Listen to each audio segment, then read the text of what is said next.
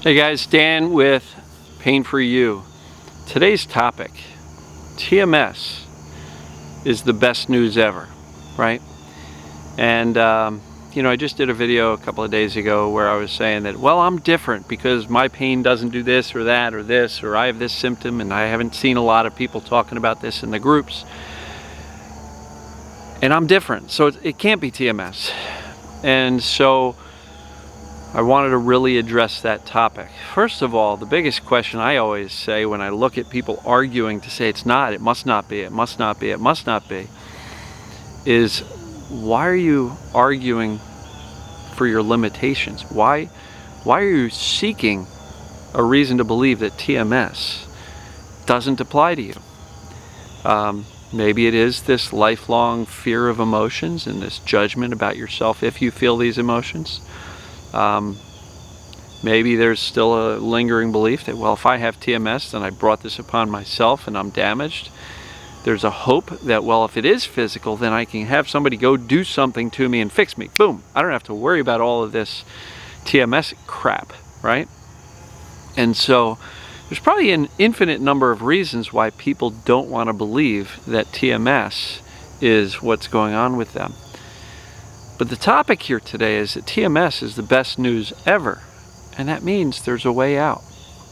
And look, ending your pain from TMS or this stress illness or this distraction pain is wonderful because you can literally get rid of your symptoms without invasive, costly treatments, right? You don't need surgery, you don't need drugs, you don't need injections. There's a nerve ablation. I know a lady who had that done where they literally stick rods in. They're like what are they called, like crochet needles that go into your back, and they literally burn the nerves.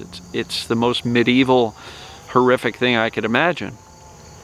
So to me, TMS is the best news ever because we hold the power to make some changes in our lives, to make some changes in the way we view our emotions, and really work our way out of pain. But there's also so many side benefits, because in doing this, the things you learn about yourself, the way you interact with the world, the way you view and feel emotions, are so incredibly powerful that we literally become a better, more, new and improved version of ourselves. We're more kind and loving towards ourselves. That allows us to be more kind and loving towards others around us. We're not so easily triggered anymore because we've kind of, through this process, learned that it's okay to get pissed off. It's okay to get angry. It's okay to get sad, feel guilty, shame. And that all of these self-judgment, self-critical behaviors and the desperation to be liked by others, some of these beliefs can be kind of left by the wayside. We don't need them anymore. They're not helping us. And so TMS is the best news ever because it allows you to become a new version of yourself, a better version of yourself. Not that there's anything wrong with you now, but there's probably, if we're all admitting it to ourselves, there's probably some things about ourselves that we don't like, which may be this self-critical behavior that's got us in trouble in the first place. I certainly know I was like that. Still have lots of self-critical behaviors. But the good news is, through this TMS work and learning and adopting and shifting and reframing my beliefs about emotions, even though there's some things that I don't like about myself that I'm working on, I still like myself a heck of a lot better than I did, 20-something years ago when my pain first hit. So there's a number of folks that are literally arguing for years. They're still hanging out in the TMS groups. You know who you are. That still come in and they believe in TMS, but they don't believe it applies to them. Or they're like 90% sold on it, but they got this 10% that's just not letting go, and they can't shake that doubt, and they have this absolute belief that if I can't get to 100%, I'm never going to heal, so they don't do anything, right? Or they do, but they do it with a sense of doubt and skepticism. And that never helped anybody get better either. So my suggestion is, let's say you're one of those 80%ers, 90%ers, even 95%ers, but you got this little niggling doubt.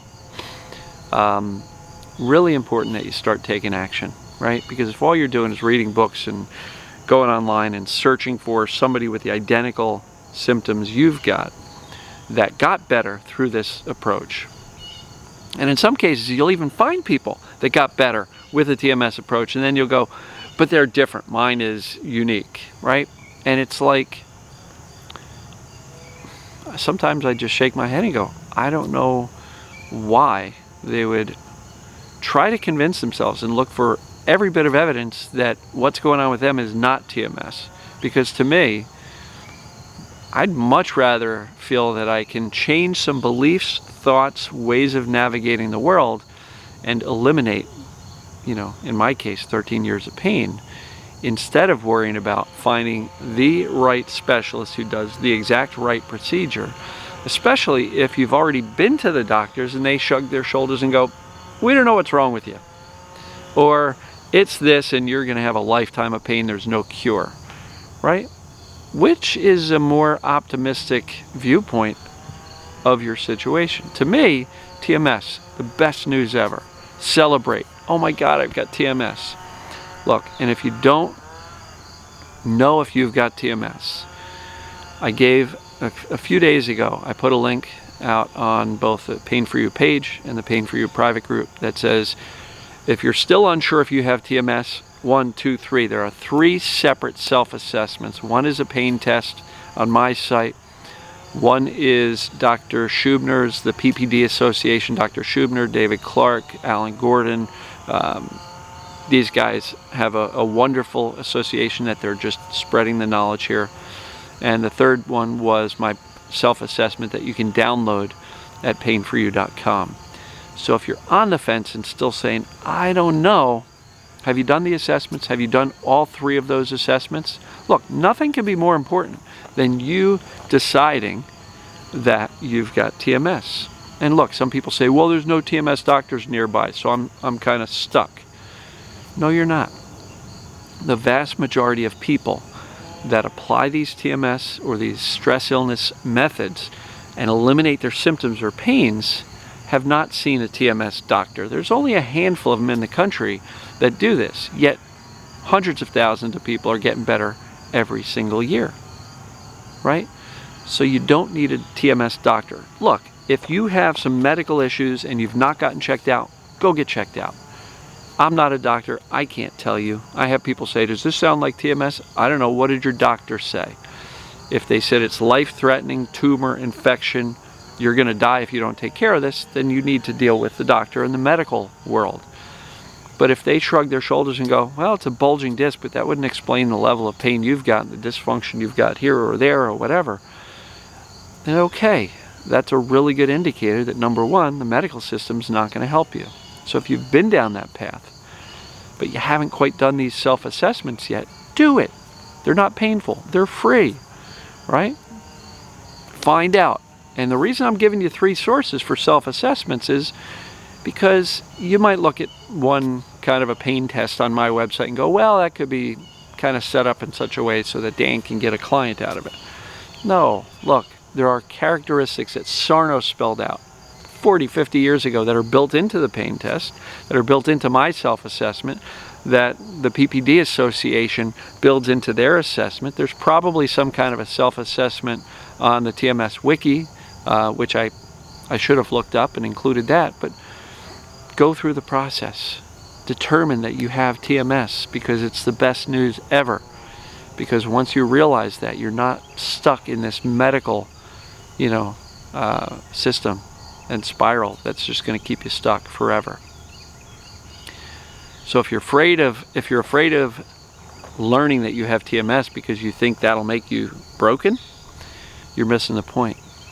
Again, it's the best news ever.